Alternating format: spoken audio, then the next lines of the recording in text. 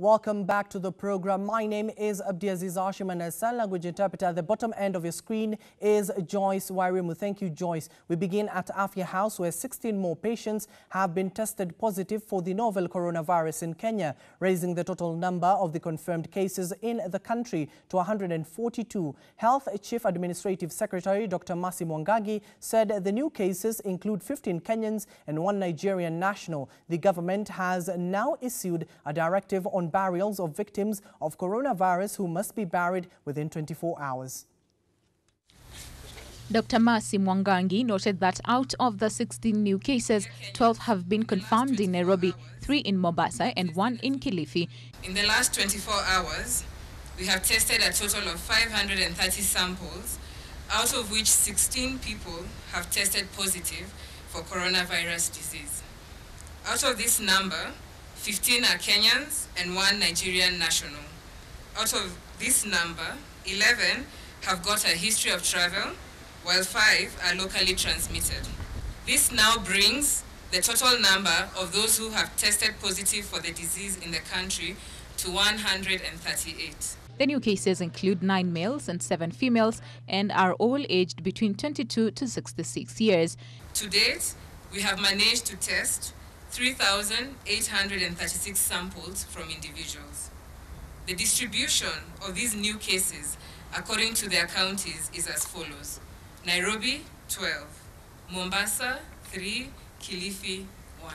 The Health Ministry further revealed that as of Sunday, 1,833 contacts had been monitored, with 1,384 of them being discharged. We want to reiterate that persons who pass away due to coronavirus will have to be buried within 24 hours from the time of death.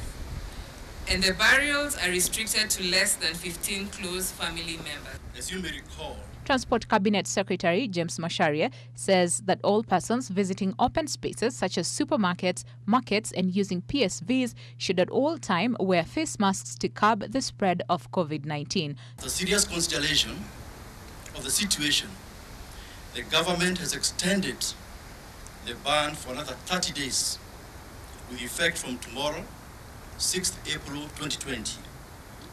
This suspension will not, however, apply to those flights that are coming in to evacuate foreign nationals from the country.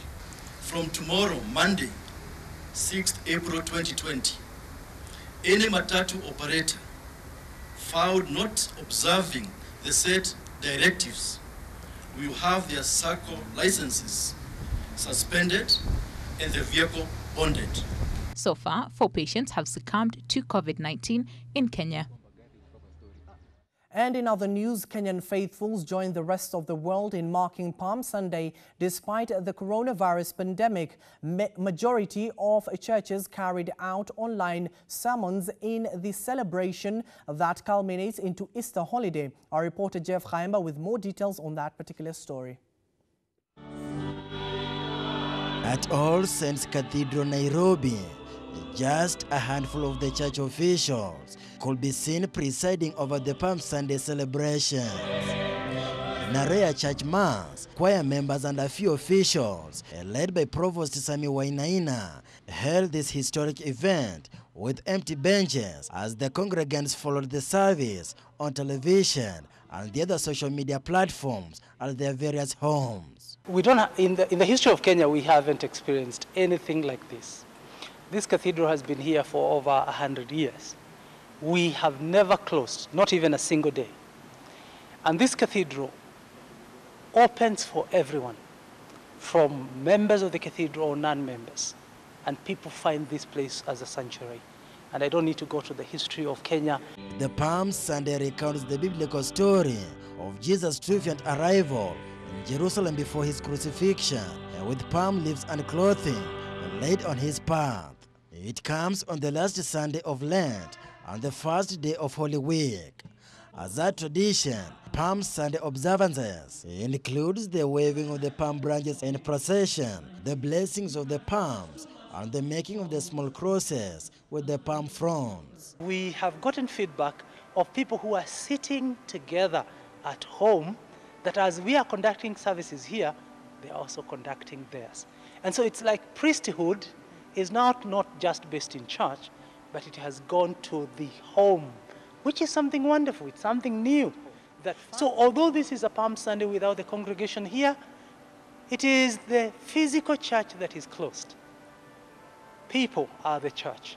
But on this occasion, things were different in almost all the churches across the world.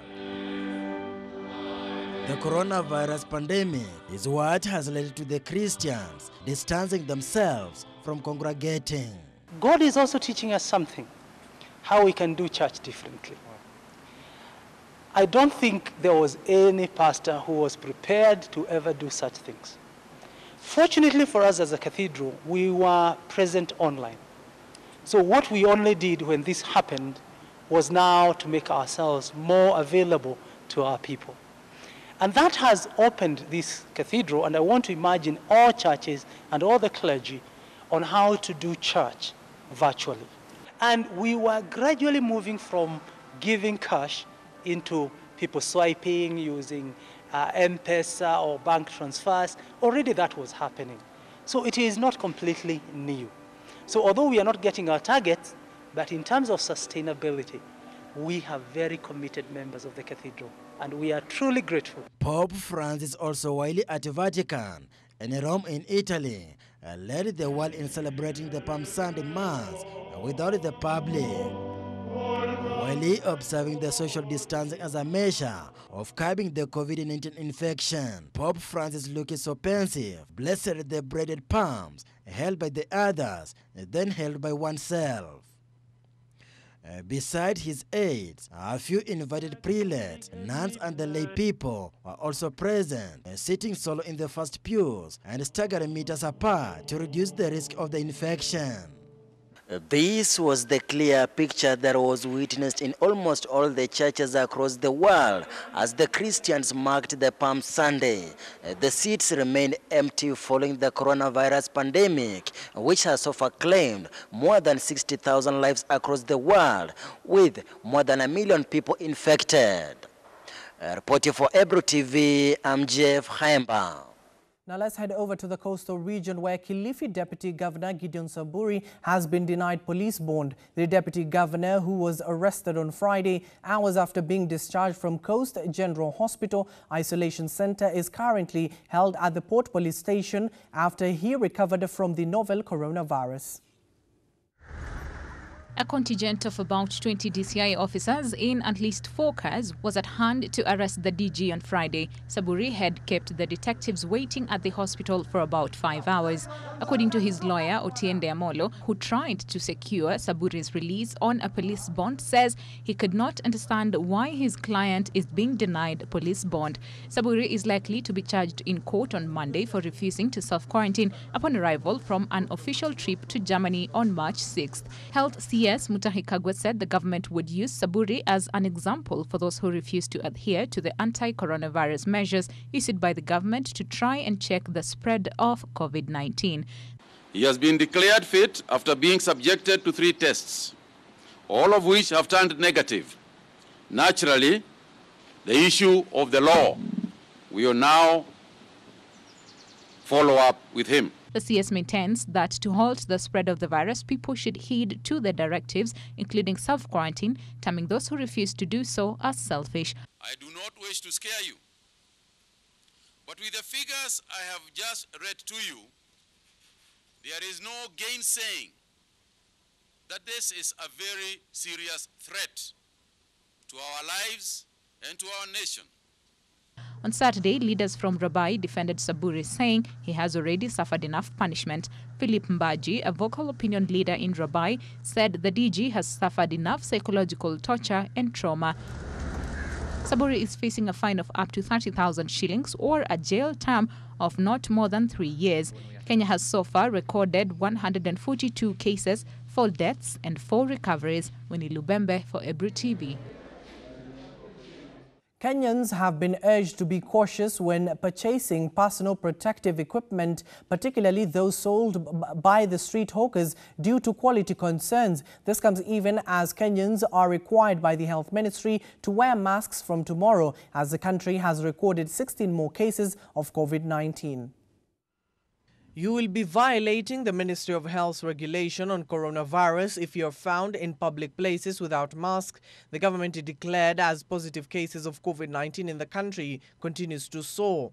This include markets and supermarkets and other public places with high population. We have capacity from local industries, at least what I have assurance for the material we currently have in stock among our fabric manufacturers is sufficient to make 60 million masks immediately. And we have instructed them to get in touch with their distribution chains and make this available to even tailors and other people in the villages so that we can expand our capacity as quickly as possible. Trade and Industry Cabinet Secretary Betty Maina said garment companies had material enough to produce 6 million face masks locally to help prevent the spread of coronavirus. Layer is made of a material that is water repellent, also called hydrophobic. So if there's any spillage of blood or secretions, then it does not come into contact with you. If you cut the mask, a cross-section of the mask, there's a middle layer that has a filter. That filter is supposed to be able to pick particulate matter and bacteria and therefore stop you from inhaling the particulate matter or the bacteria. Then the third layer, inner layer, is the layer that absorbs, maybe if you are sweating or any secretions or any spit from you to the person maybe you are taking care of or the person you are talking to. Health Cabinet Secretary Mutai Kagwe said that one of the factories is in Kitui and is producing up to 25,000 masks daily. Since the outbreak of the coronavirus, hawkers have been selling masks and other protective equipment on the street, some with no mark of quality from the Kenya Bureau of Standards. Kenya Bureau of Standards on Saturday said it has allowed manufacturers and individuals to access specific standards related to the production of personal protective equipment free of charge as the fight against COVID-19 intensifies. The local manufactured masks are going for 20 Kenya shillings. The disease has claimed more than 59,000 lives across the world and infected more than 1 million. Italy and Spain are the worst hit.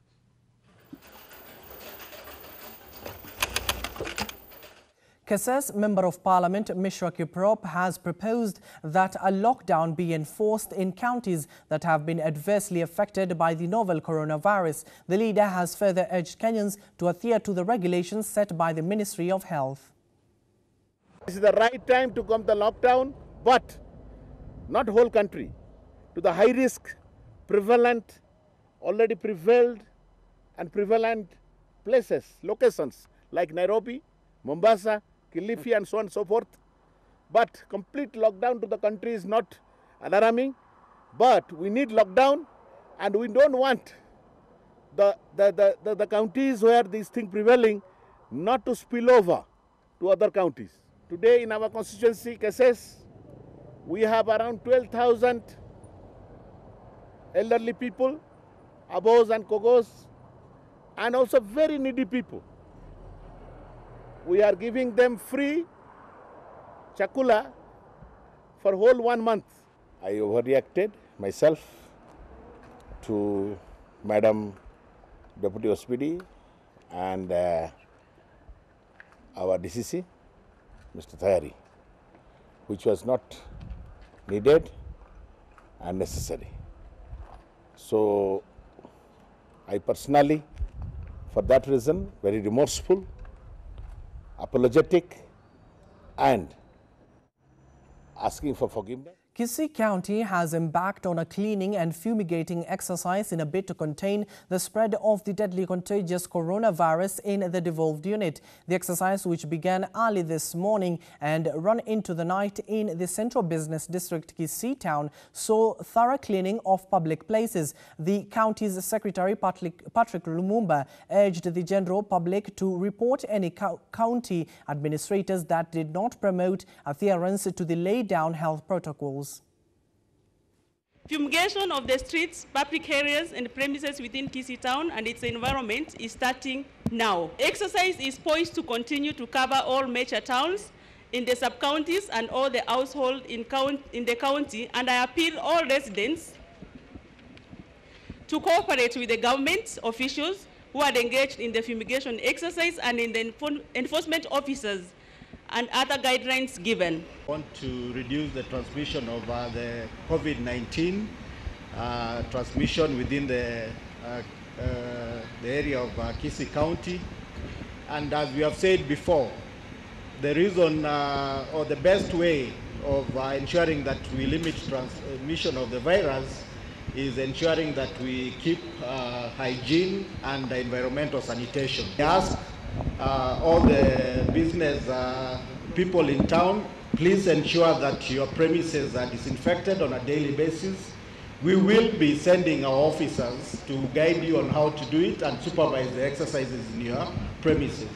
And even your homes, ensure that you daily disinfect. Ukiona ofisa yote ambayo anadhurumu amri ya serikali ya kitaifa na serikali ya kaunti ya Kisii, tafadhali mpige ripoti kwa emergency namba yetu. Tusilie sana kwa vile ni heri, kwa vile uchumi kiharibika, ni heri kufufua uchumi kuliko kufufua mtu aliyekufa.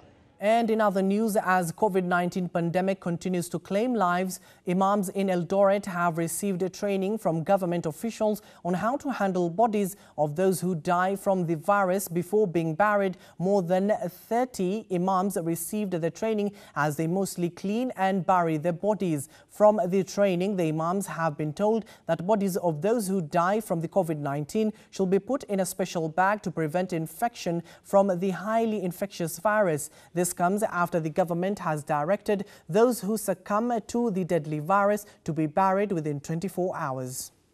Kuna possibility during the movement, unajua kuna ile hewa unaweza finya mahali inatoka.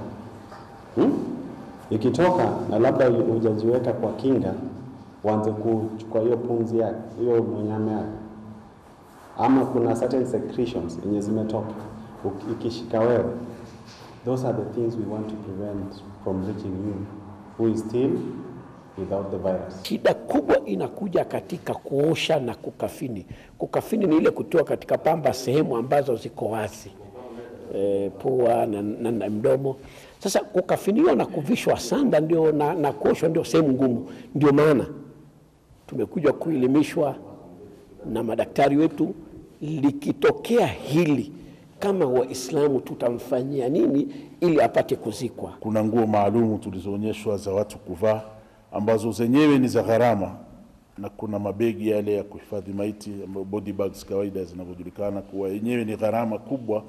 Itakuwa ni gharama kwa umma ikiwa tutaathirika na ugonjwa huu. Kwa hivyo kabla ya kuathirika, tunawasihi wote yale maagizo yaliyotolewa na serikali kuwa watu wakae ndani, watu wasizurure ovyo, watu wakae mbali na sehemu za mikusanyiko. Yote tunawasihi watu wazidi kufuata yale maagizo. Irritated by misinformation and myths about coronavirus, a university student has developed an artificial intelligence solution to curb misinformation and answer questions on the COVID-19 pandemic. Brian Degwa, a second-year Bachelor of Science in Information Technology student at the Dedan Kimathi University of Technology, developed the system dubbed Rona. According to Ndegwa, he built Rona because he saw the anxiety many people were facing as they got fed wrong information from the internet intended to cause fear. He said he saw it could be really helpful if he developed a platform for people to confirm news from all the sources and avoid panic. The chat interface came about because many people generally love chatting, and most of this misinformation was also spread through chatting. The government has warned those spreading wrong information about the virus, saying tough action will be taken against them. Some have already been arrested and arraigned in court for misinformation. I appeal to the media not to slight these matters, and I appeal to our enforcement agencies to arrest social media users. It is wrong, and that it should not happen. The ministry has also provided 719 helpline for passing information about the virus. The World Health Organization has also been providing information about the spread of coronavirus. According to Ndegwa, Rona is different in the sense that it lets users ask any questions they may have by giving them the power to ask their own questions. Ndegwa said Rona's inner working mechanism is also very different since it understands what the user actually wants and either gives a pass response or gives a link to credible information based on what the user asks. Ndegwa said Rona will help anyone who is curious to know anything about coronavirus.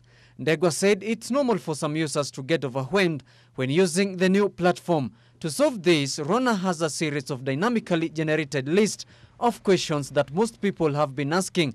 A new user on the platform can use this as a starting point.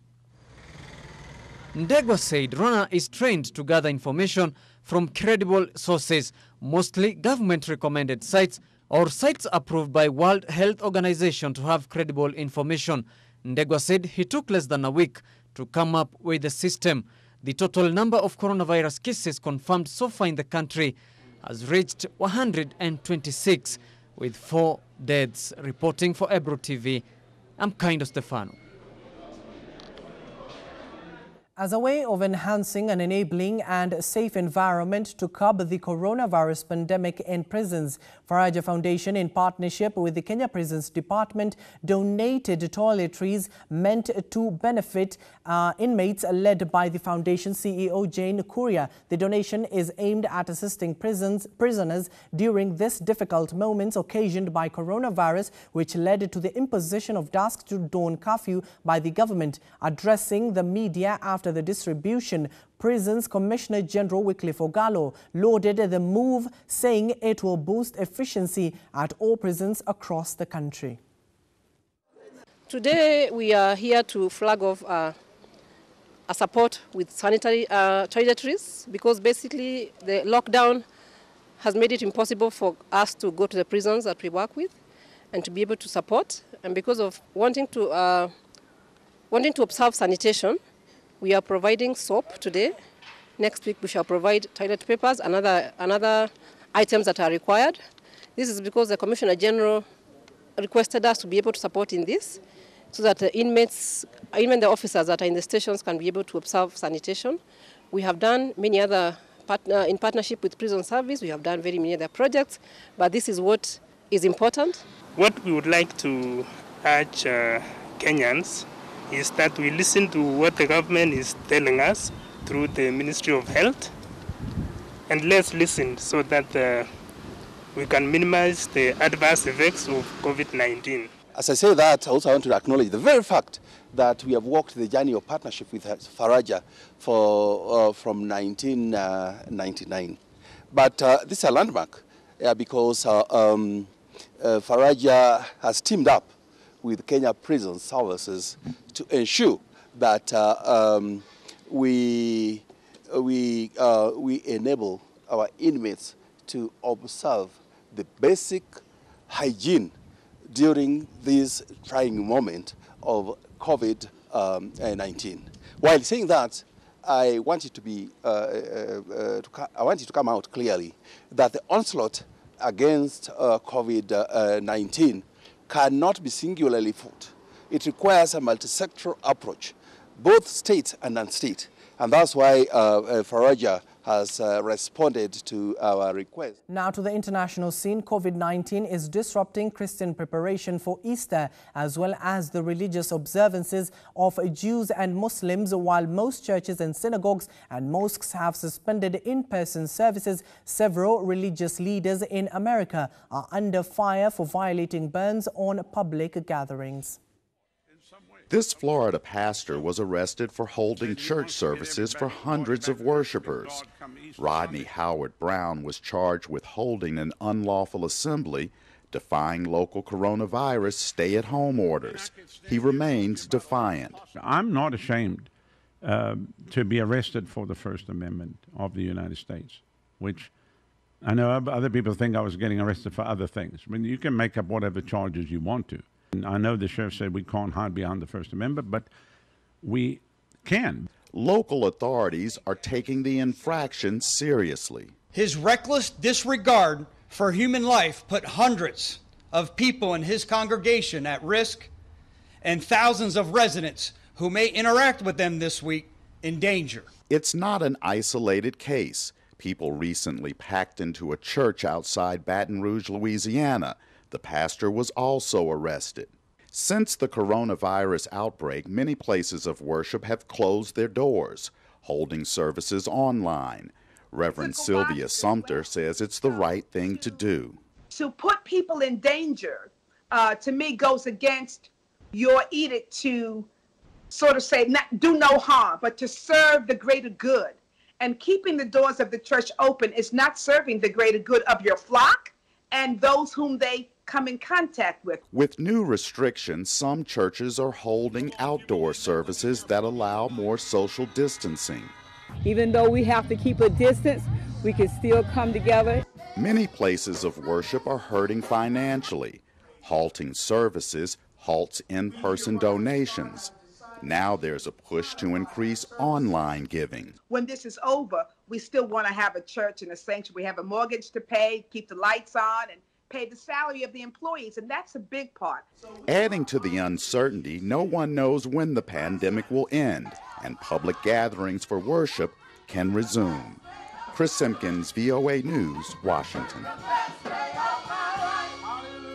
There was a time when starting up a business of any kind required an immense amount of market research and some physical office space to meet potential clients. But the days of big offices may be coming to an end. It's called co-working, and one co-working place in Pakistan is designed to help women entrepreneurs. VOA's Getty Ara explains more from Islamabad.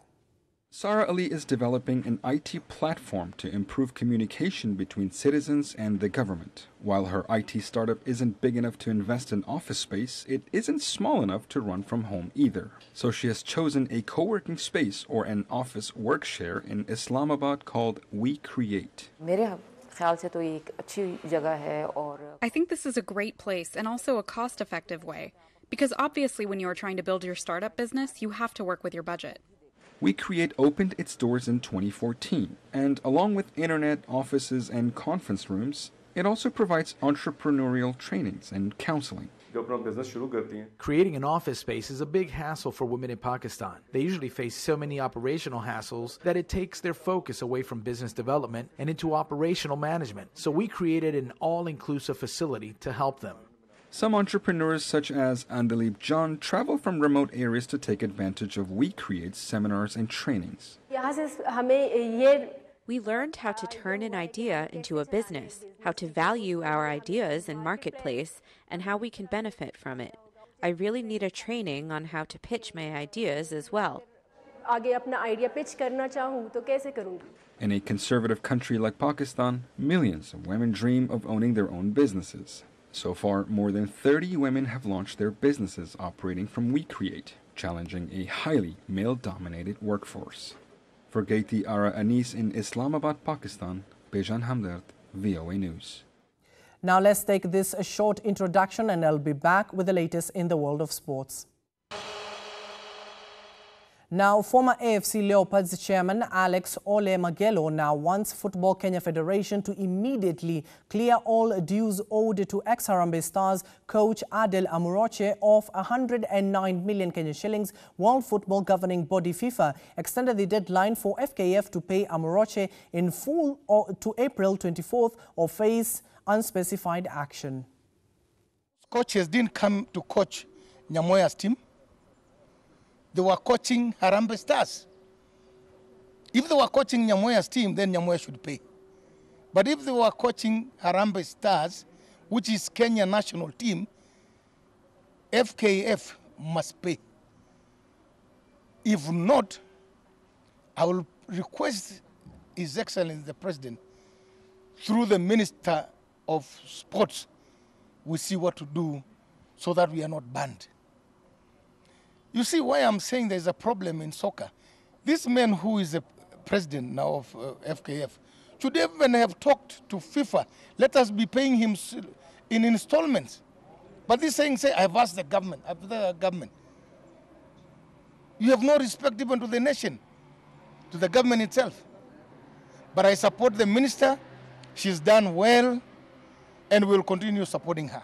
And in other news, Kenya Volleyball Federation is now seeking the 2020 Tokyo Games Beach Volleyball African qualifier results to be nullified and a fresh competition to be organized by the International Olympic Committee, that is the IOC. The federation has already written to the African Volleyball Confederation asking for already played qualifiers nullified. However, the Confederation President Amar Elmani shockingly says they had put on hold the remaining 5 qualifiers, but the outcome of 3 that had already been played will remain. Kenya men and women's teams failed to honor the qualifiers that were staged in Gambia and Nigeria respectively last month after the government stopped athletes from traveling outside the country following the coronavirus outbreak.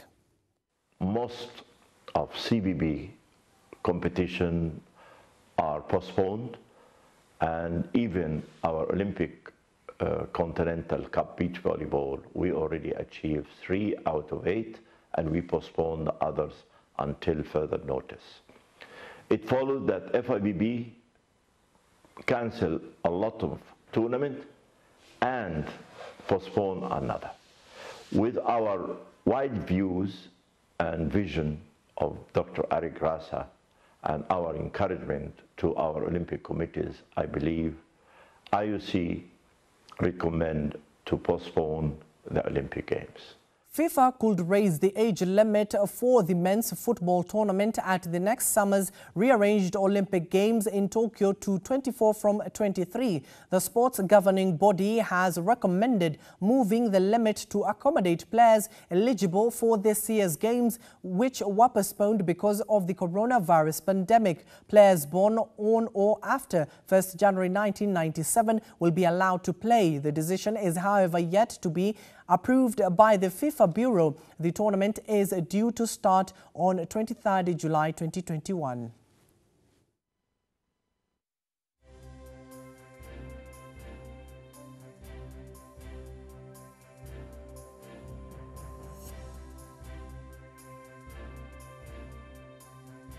We're not going to finish. 36 minutes past the hour. That brings us to the end of our bulletin on this, the 5th of April 2020. A big thanks to the gallery team, and here in the studio, my name is Abdiaziz, Hashim, and a sign language interpreter at the bottom end of your screen is Joyce Wairimu. Good evening.